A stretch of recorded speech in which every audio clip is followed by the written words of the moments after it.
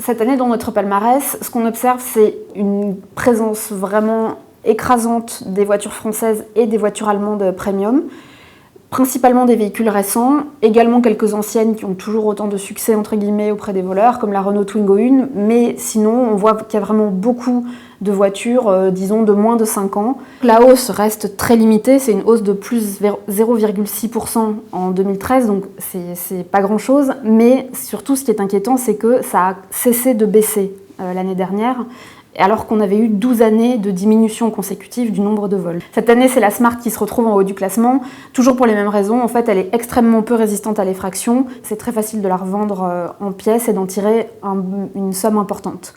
La surprise, entre guillemets, vient plutôt des techniques de vol qui sont employées que des voitures qui sont dans le classement, parce que celles qu'on retrouve ici, c'est beaucoup de véhicules récents, mais ça c'est ce qu'on observe déjà depuis au moins 3-4 ans, et c'est dû à l'essor des vols électroniques, des vols à la souris. Donc ça finalement, c'est plus une surprise. Après, on est toujours étonné quand on voit certains modèles qui arrivent très haut dans le classement, c'est le cas de la DS3 par exemple, qui est là à la 6e position.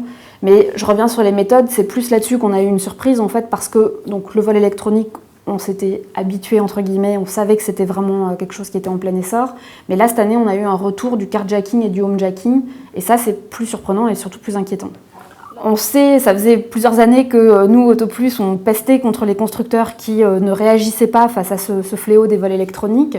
On savait qu'il y avait moyen de mettre en place des protections un peu plus sophistiquées.